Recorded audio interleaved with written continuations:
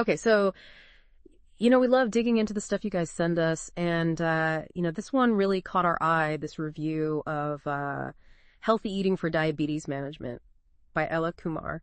And, instead of just skimming it, we thought, let's really dive into this. What are the things that make this book so valuable for you as someone who sent it to us and hopefully, for our listeners as well. So our goal today, pretty straightforward. It's to pull out the most, like those golden nuggets, those insights, those takeaways from that review and give you a really, really clear understanding of how this book could be, an asset in managing diabetes, specifically through diet, because it sounds like from your review, it's a lot more than just a cookbook. Oh, absolutely. Yeah. I mean, what I found really fascinating from the get-go was that the review presented this book not just as, a collection of recipes, but a real resource that empowers you to actively manage your health through, making smart food choices. So that's a really key distinction. Yeah. And I mean, speaking of the review, let's talk a bit about how it describes the book's structure, right? Because it's not just a jumble of recipes. Is it how is this thing organized? What kind of content should someone expect when they crack this book open?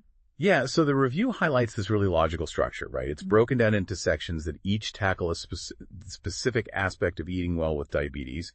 And, crucially, it's got a wide variety of recipes covering breakfast, lunch, dinner, even desserts.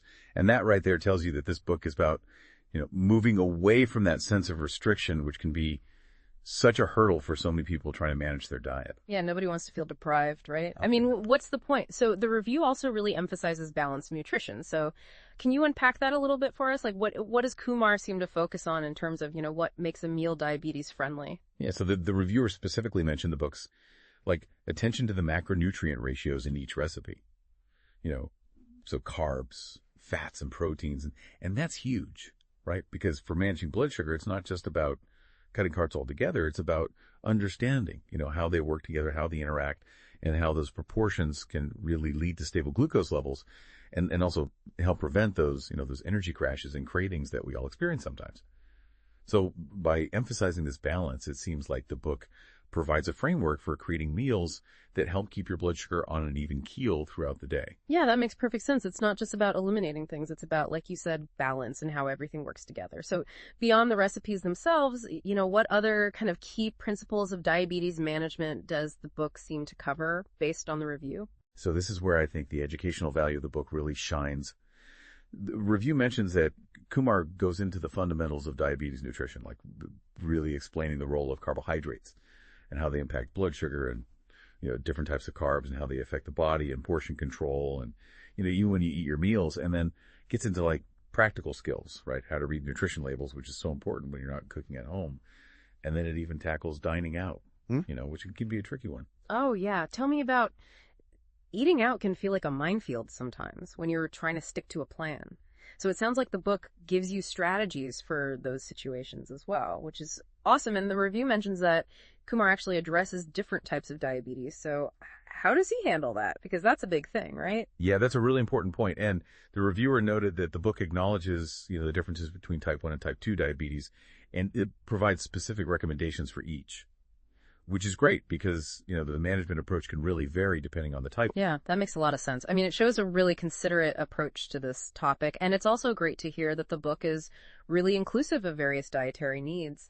The review specifically mentions gluten-free, low-sodium vegetarian options, which is awesome because that really broadens, who can actually benefit from this. Sure, yeah. By including these alternatives, the book becomes much more accessible and practical, for a wider range of people. And it shows an understanding that, dietary management isn't a one-size-fits-all thing. Yeah, exactly. It's about finding what works for you.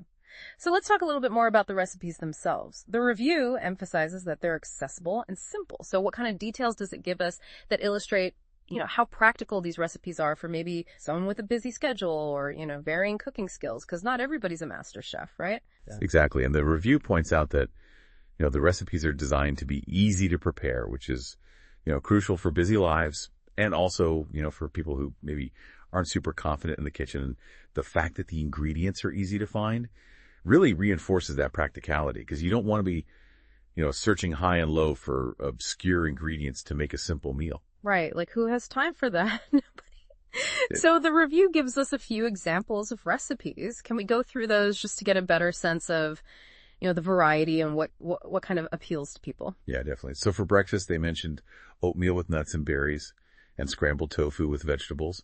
So those are really, nutritious options. They've got fiber, protein, healthy fats, all important for managing blood sugar and feeling full. Yeah, those sound like really solid ways to start the day. And then what about for lunch and dinner? Any examples there? Yeah, so they highlight grilled salmon with quinoa and a vegetable stir fry. Salmon's got those omega-3 fatty acids, and protein. Quinoa is a good source of complex carbs and protein. And the stir fry obviously emphasizes those nutrient-rich vegetables. So it really showcases a focus on whole, unprocessed foods. Sounds delicious. And what about desserts? Because, everybody loves a good dessert.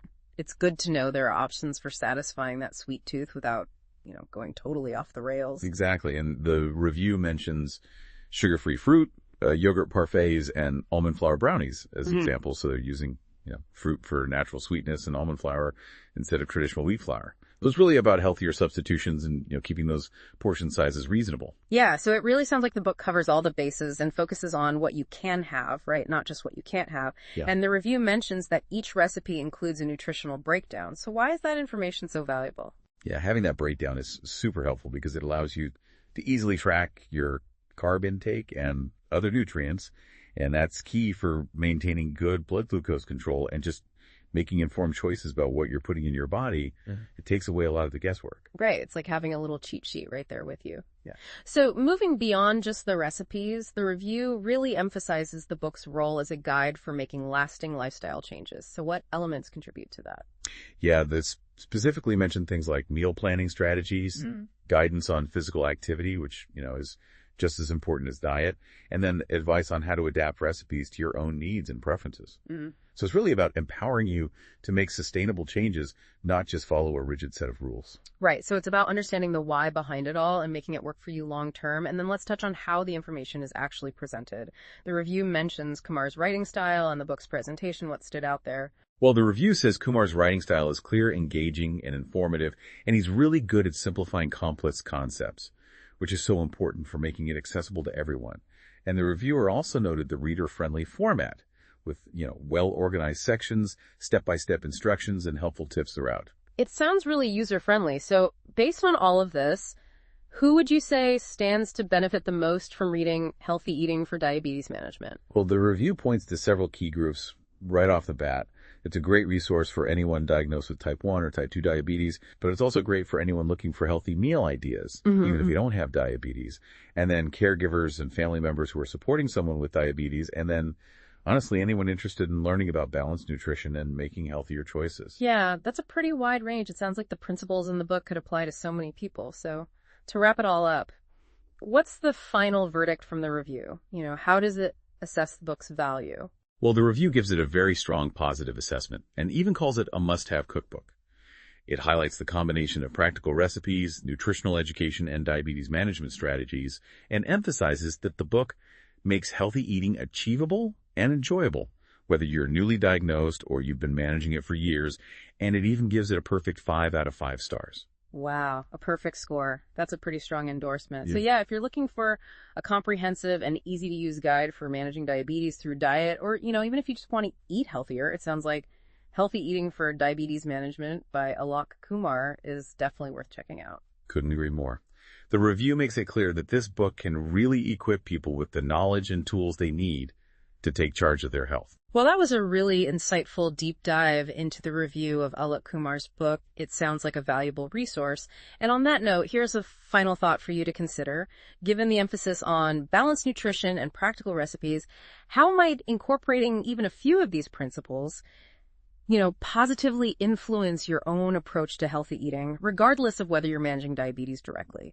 Thanks for joining us for this deep dive. Thanks for having me. We'll catch you next time. See ya.